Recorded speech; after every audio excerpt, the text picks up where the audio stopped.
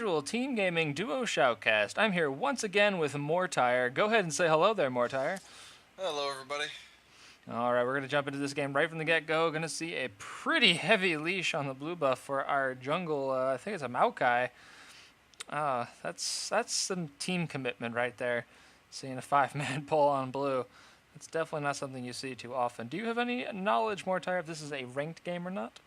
I can't say that I do. All I know is that my friend Yoked, Jana on the purple side, is a relatively strong player, and we'll probably find out pretty quickly here. Ooh, Depending on little how the action play in the turns top out. lane. In a pretty heavy dive right now. It looks like a first blood's going to go out. They need to be careful. Lots of summoners going down. That's a... Oh, nice That's... barrier. Oh, wow, that barrier. But he actually walks right into the axe. What a good That play. was Good try. Good try. nice turnaround, but Definitely. jeez. Do get to see the new Panda Annie skin, which is probably one of my favorite skins right now. She has something similar to Dragonfire, as you can see right there, on all of her abilities. Missed a Rupture, not a big deal. I don't think they're really going to get a kill on her so early, even with Maokai being there. She moves deceptively fast with her new walk animation. Yes, it's very floaty. I've actually done it back and forth, and she doesn't really touch the ground very much. It's kind of fun to look at. I was playing against an Annie, and just all the new spell effects, including her stun, are barely visible. Ooh, And wow, it's good really grab. a update on her part. Oh yeah, the new Annie update was definitely needed. Good grab on the Blitzcrank's part right there. Everyone needs to keep in mind the Blitzcrank has currently gotten a pretty big nerf in the last couple patches with his mana pool, his ability costs, and all of that, just giving him a really big kick in the pants for his early game. But I think that's going to change. His mana per level is still incredibly high for a hero, so we're going to probably, I don't think, see too big of a deal, but it's definitely going to be more of a mid-game pressure than it has been in the past. So am I the only one that thinks that this Annie stun animation, just the little tiny swirling waves, is really kind of an underdone thing that you can't notice at all? Well, with the potion, it is rather hard to spot it out. It's definitely something I think they wanted to make it a little more where you had to pay attention to see what was going on. Even before. It wasn't exactly incredibly noticeable before, but it's still, I guess, I don't know, I'm looking at it. Just good rupture. I don't know what to think of it. The stun swirl itself is still relatively noticeable, but she has any kind of buff for potion running. It's really hard to tell. I guess they could probably fix that in hot fixes or later patches. A little bit of action in the bottom lane right now. Not exactly sure what's going on, It but looks like he's going to get the kill. Maokai might be able to make the twisted advance. With this flash, there he's we going go. to secure the kill. The 80 carry does manage to pick that one off. Maokai will retreat back to the jungle while the Blitzcrank is dead. Top lane looks like they're going to try an in-lane gank from behind onto this Pantheon. Needs to be really careful here. He can still... Ooh. Also a gank coming in on the Corki there. Oh, wow, the Would have gone Maokai stuck around. And there goes the Maokai Pantheon. walked up around towards Dragon Pit, took advantage of the fact they don't have any wards, The and they would have Blitzcrank. gotten a kill if the Ezreal had just a tad more mana. Absolutely. Definitely would have been a secured kill, I think, onto this Corki. Now, top lane did go almost a trade with the Olaf for the Pantheon kill at the Hecarim in the jungle support. It was very close. Olaf did almost go down. I think another tower shot or maybe an auto attack from Pantheon probably would have secured it. It was a really, really close trade. This Pantheon's definitely seems like he's getting camped maybe just a little by this Hecarim, but we'll see how the game goes on from there. Olaf So far, is very scary, this series of patches, though. definitely this new cheap health and this new ways to get, I don't know, damage with health is just for, what I meant to say is health-based champions like Olaf, Tryndamere, Sejuani, what are a couple others, stuff like that. Mundo, so Everybody loves Mundo. Mundo, having health such a cheap item nowadays, it's really not as hard to build it. It just requires about 10 minutes of farm if you're just going to rush the item.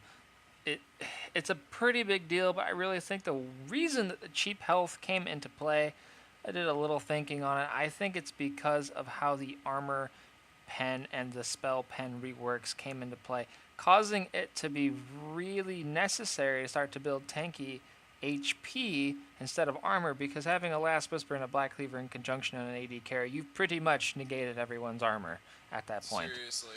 So The only thing you really can do is build health at that point. I think that could be some of the reasoning behind Riot's choicing on that, but either way, it's definitely got to be something to look at in terms of balancing items that they did before in the big Season 3. Another gank coming in, it looks like, or maybe they're just doing a little counter jungling, seeing as Maokai is really stuck to the bottom lane.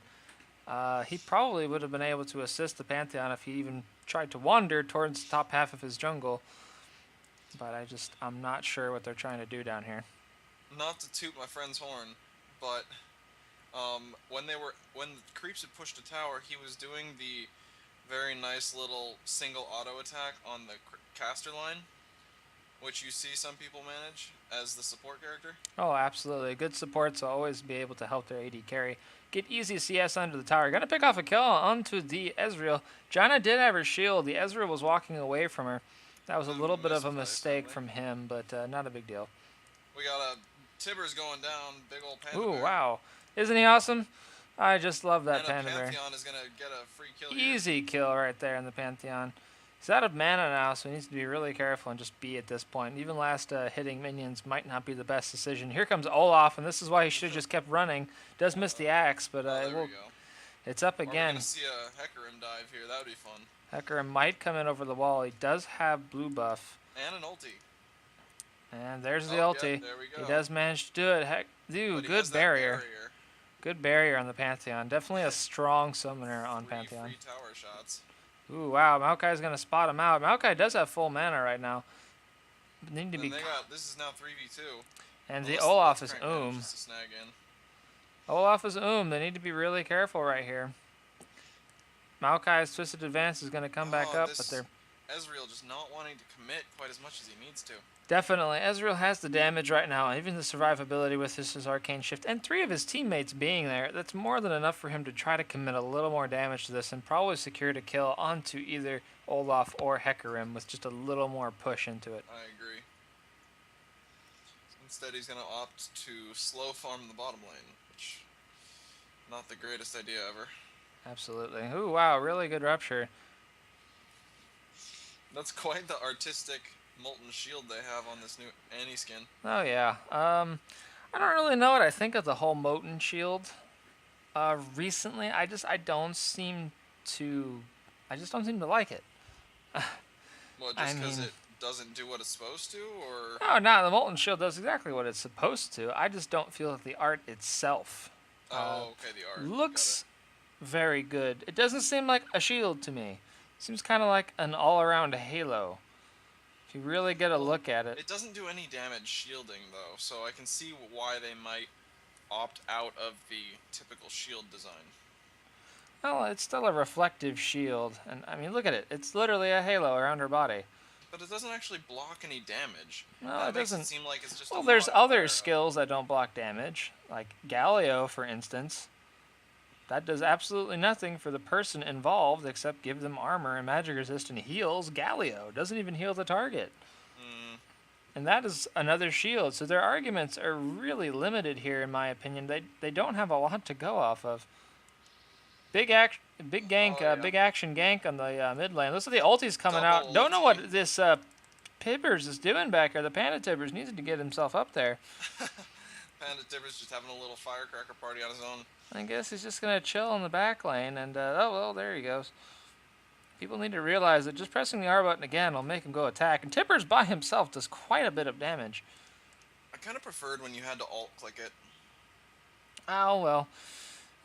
Some people still prefer the old RTS style to the new way that the ultimates like that work. I think the only one who still does something like that is LeBlanc with control.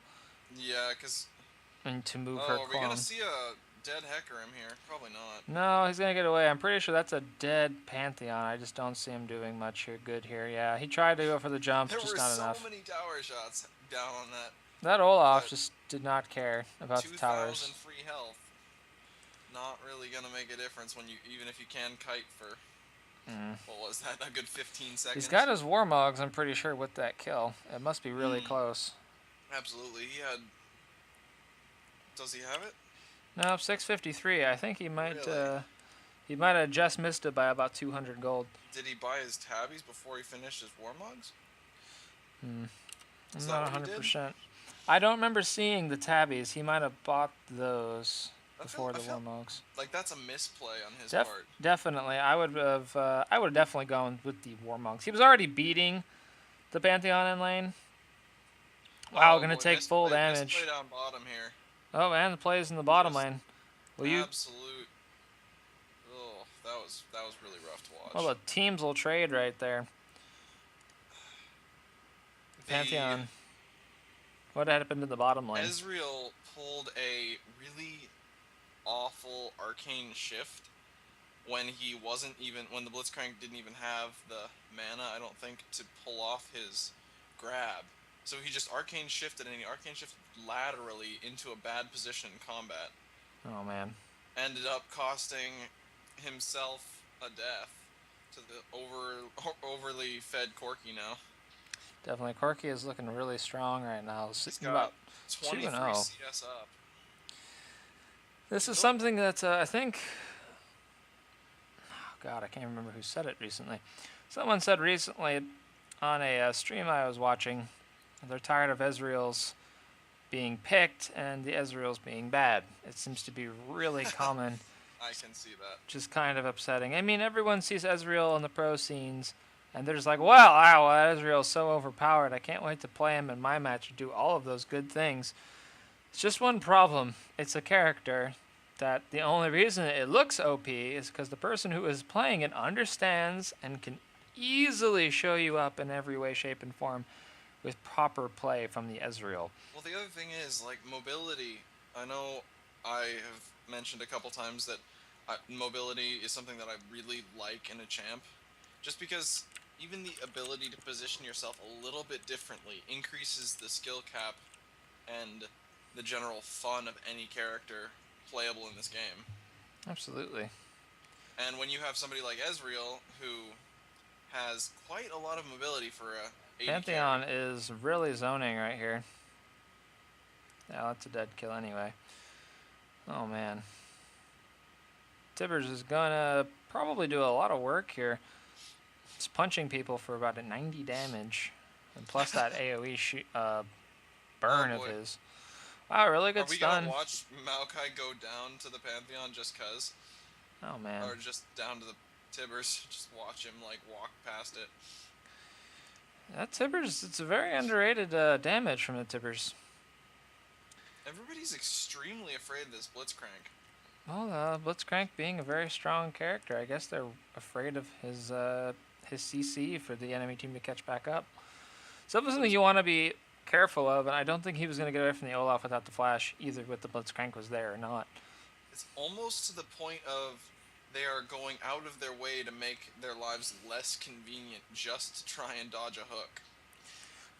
It's something that you might just want to take in certain situations. Not everyone wants to get hit by the hook, but it's definitely not a big deal to get hit by it when, he's by himself. There's not a lot of damage on a Blitzcrank without really any items, and I don't see any one of these heroes having a real issue soloing. Maybe Janna, soloing out the Blitzcrank. Other than that, I think we'll be okay. Really good ulti timing on the Olaf right there. Olaf just getting all of this CC thrown down on him and not caring at all. The Rupture is going to come back up right now. He does land it, but Pantheon's actually diving in. Why did the team back off when they saw Pantheon ulti coming in? I think they saw him hold back and ended up letting that cost them the initiate. Oh, man. Because if they were just checking their minimap, they'd see a Pantheon standing still wondering what the heck's going on if they're not looking ahead. Sometimes I wonder about teams when commitment is a big deal. in life and in gaming. When you're going to We getting philosophical here? when you're going to commit to a fight, especially one that you know you're probably going to win, Better put a ring on it. you better put a ring on it. And when you fight those kind of fights like they just did, literally one more misstep, if they had backed off just 2 more steps away from that, they weren't going to be able to catch back up to assist the Pantheon. And he would have died guaranteed. I mean, he almost still died, but it would have been a guaranteed death if they weren't just another step behind. And that's a really big deal.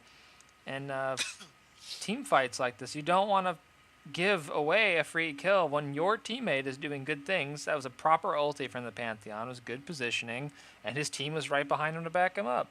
And then all of a sudden the team's getting second thoughts, and they're just like, well, I don't really know if I want to go in on this right now. And that's Indecisiveness. gonna be a really big deal later on in the game if they can't get their stuff together. Now Cho'Gath right now, sitting at 6 stacks, level 2 ulti. He's gonna Giant transformer Cho'Gath. definitely a scary sight. I do love that skin. The boombox dance is pretty fun. If only there were some way to pull it off where he was able to fire the missiles that he has so prominently displayed.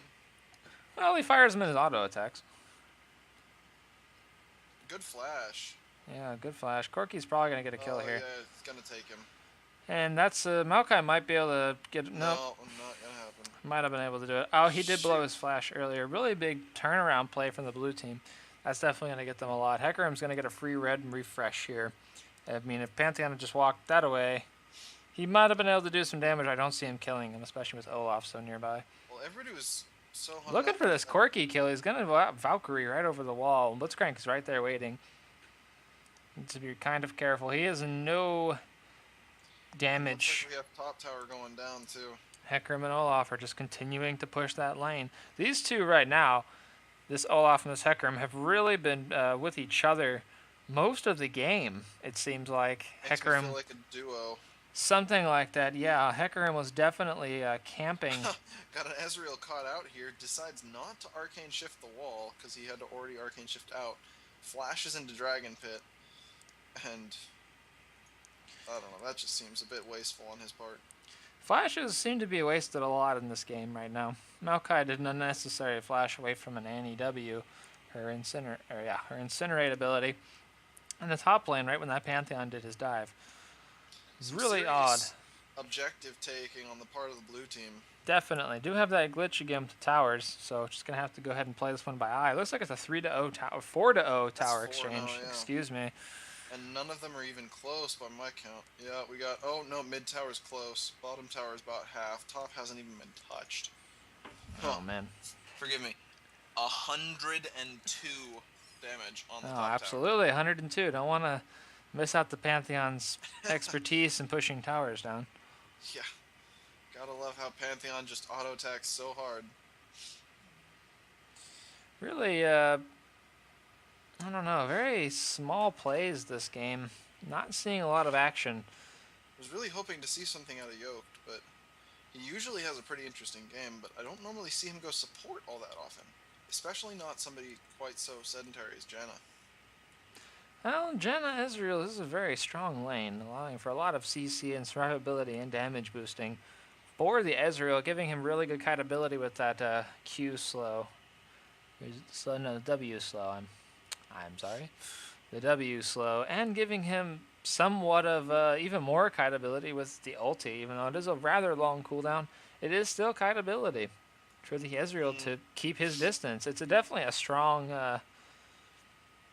have one. a second Giant's Belt purchased by the Olaf.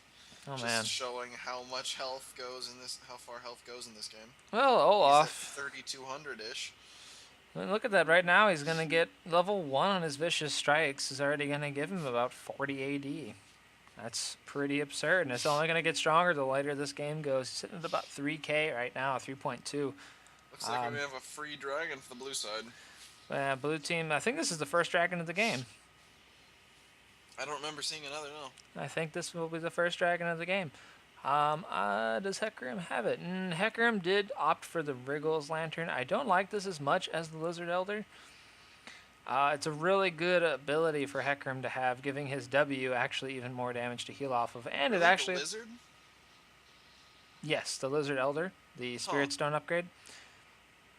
Almost Yeah, every I'm single I'm form of preferential to the blue. the Golem buff, or the Yes. Golem one, whatever that's called, Spirit of the Elder Golem, or Ancient Yeah. Golem. Yes, that one. Actually, some Maokai just picked it up, Spirit of the Ancient Golem.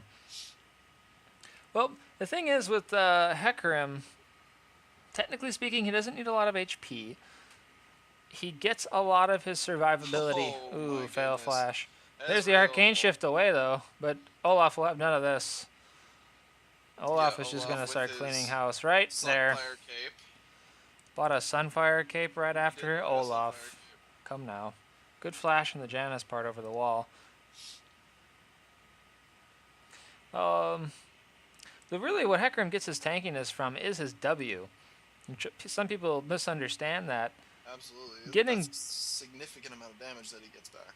absolutely, I mean 20% of the damage dealt.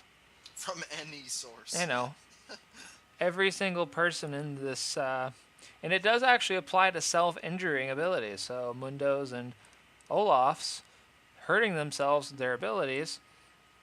It does count. It does apply. Even Vladimir and Mordekaiser, any health-based heroes, it applies. I just saw the recall animation for the legendary Annie skin. Oh, legendary That is Annie. particularly cute. Is it legendary? I don't think so. It I don't really believe feels it like is. it should be. I mean, Well, a lot of skins feel like they should be, and Riot's decided that they're not legendary. So we're gonna give you legendary skins that aren't really legendary worthy. it's So so backwards, but because I mean, while she's recalling, this giant stuffed panda falls out of the sky and she hugs it as she goes back. well, it's like Thresh's skin. He pulls a chest of gold out of the ground, and he recalls with it on the Captain Morgan pose. I mean, come on, that's the same Yeah. concept, and they don't make that a legendary. That's just passive secondary skin that he has. As I don't even understand some of the legendary skins for specific heroes. There's some that make sense, and there's some that are just kind of, you know. Aetherwing Kale, for example. Yeah, that's definitely a good one. Or Gatekeeper Galio. I don't think anyone even knows about that skin. I never. It took me forever to realize that was actually legendary and not Yeah. just some silly Wow. redness that they had going. Really good guess on the Cho'Gath's part right there. Going to be an instantly killed Maokai. Has nothing to say about that. We gonna see another tower dive from this super armored And he's building Olaf. a Randuin's Omen Random's Omen, yeah. right afterwards. Let me tell you about not taking any kind of care from anything in this game right now. All that health regen. But getting the Lizard Elder on Hecarim it's just an incredible. Ooh, wow, really good pull from the Blitzcrank. That's going to be a couple kills right there. Cho'Gath is going to go down, as is. Well, maybe not Cho'Gath. Nope, Corky's going to go ahead and say, forget that noise, you're going down. Corky's taking a lot of damage from the tower. Tower ignoring power. And Corky actually took the damage for his team on that tower, allowing the tankier people to really get in there and start applying pressure. Annie is now going to follow up on Here the comes Tibbers. Tibbers is coming in to take the There we damage go. for you guys. Does Go Tibbers ahead. get bigger? Actually, yeah, he does. He gets bigger and bigger per all 3 levels. I was going to say, he looks a little bit larger than the last time. It's definitely interesting that they added that. I don't know if that was already in the game. I never really noticed, but I think that might have been new. I can't Wow, say- Israel's doing on pretty low damage. I really expected more out of a He really Bloodthirster. hasn't been doing a whole lot. I mean, he just got a Bloodthirster. It's halfway stacked, and he's looking at now a Phage, and that's it in 25 minutes.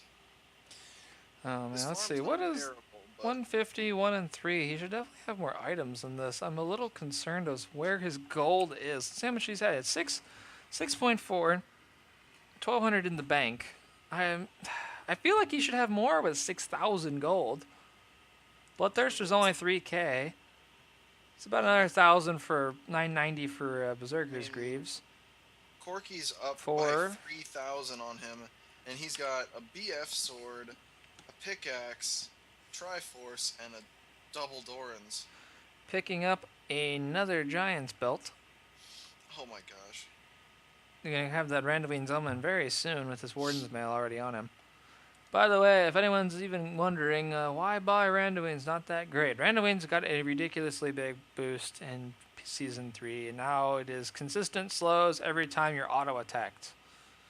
Like, talk about a tank item or a bruiser item in some cases. A lot of health, a lot of armor, and an auto-attack. Not to mention the active. Not to mention that already overpowered active. Really good chasing potential. If anyone starts to run away, pop it and keep up with them. I mean, if you don't have a consistent slow, most bruisers do have some form of either movement or slowing effect. Now, Olaf did use his ghost right there. I don't know what he was really trying to accomplish. I think he really could have caught the Janna. And he may go for it or just some goading. Oh, man. The amount of health, though.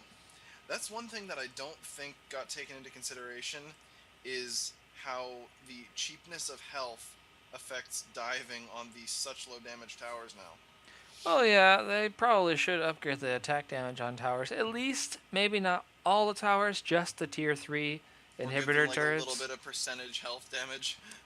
Oh, well, maybe just boosting their damage by about 100. I think that even that right there would probably give a big difference. And then make the Nexus towers, which aren't even as strong as the inhibitor towers, make the Nexus towers stronger. Keep those dives from happening under 2 towers. I mean, I understand there are 2 towers, and that makes it a little bit more problematic when you have both of them attacking you. But they don't do that much damage for the time that it takes you to get there. It just doesn't seem like they thought a lot of the other stuff through. Wow, really good prediction on that Ezreal. He almost snagged it, about 6 seconds off. It's not that bad. He couldn't have snagged that Corki. Oh, yeah, Corki was definitely low. But this Ezreal not having really any items for having so much. He's going straight for the, like, I don't know. It's a Sheen. Sheen now, yeah. But is he going to make a Triforce? I'm pretty sure he's trying to hit a Triforce. Recently, the Frozen Fist has actually lost some of its luster. Really? It got a nerf recently. Well, it got a nerf recently. It was. It definitely was. But it got a little bit of a nerf, and now it's back to the old Triforce. Which Triforce got a buff, and I'm not seeing it. Maybe I'm going insane, but people say Triforce got buffed. I don't notice a difference, but oh well. It still has the Spell Blade passive. It still has the 25% chance slow, 8% movement speed. There's a big battle going on right here. This Maokai tanking these guys pretty effectively. A lot of health going down. 2, 3, 4 big powerhouses going at it. I mean, it's going to be double knockup from this Shogoth who really can't commit. Olaf, oh, wait. No, the ulti not hitting anyone. Double kill coming out from the Corki. Corki getting a triple. And that's going to be pretty bad. Oh, wow. Would have had a grab there. Would have been a quadra kill. Oh, well. Interesting. Pretty much game at this point. 21-7. Up by 15k. And all the towers. Still not a tower down on the blue side. Just call me Captain Obvious.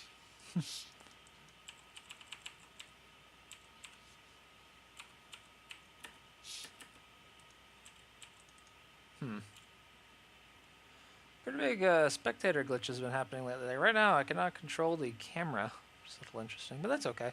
It's a GG anyway. So at 5-0 GG, 30 minutes in, and the camera doesn't even want to pan over the exploding Nexus. It's really stuck. Interesting.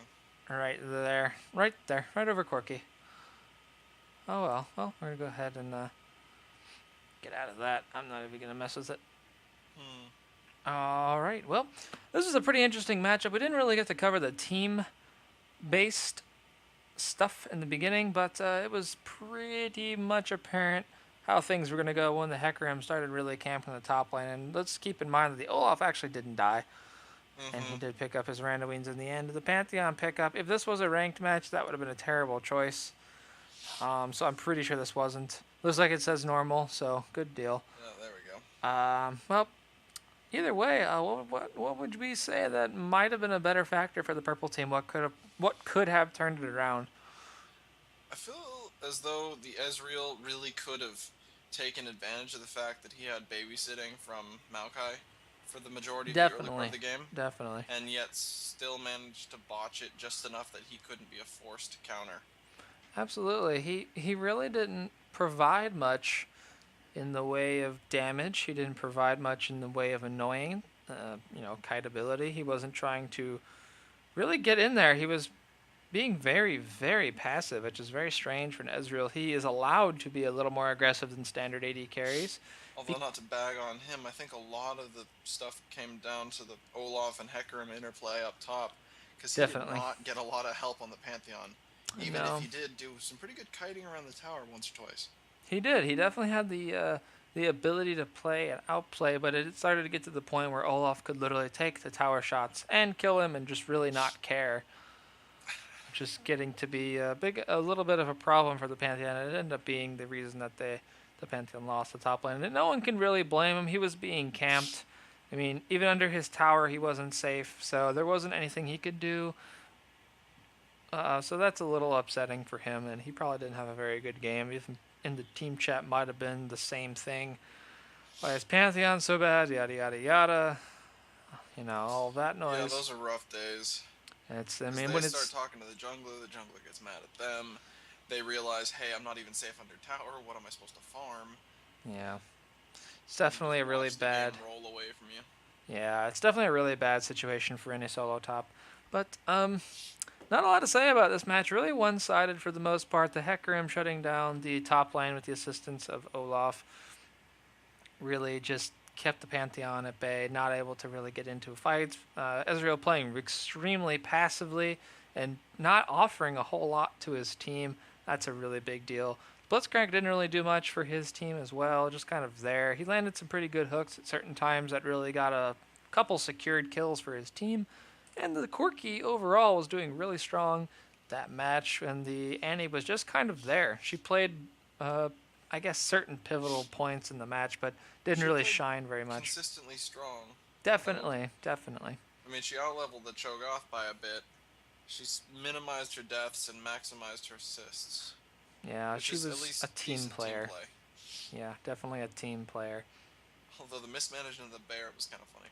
It was. She did leave that bear behind quite a bit, and that's something you might want to not do. I mean, I've literally only won fights because of Tibbers. Or Tibbers just punching someone when I'm trying to run away from them. It's just something you have to keep in mind. But either way, that's just a micro mismanage, not a big deal. But this was a good game. This will be Jesus Died 24 and Mortire signing off. And as always, keep it casual and keep gaming.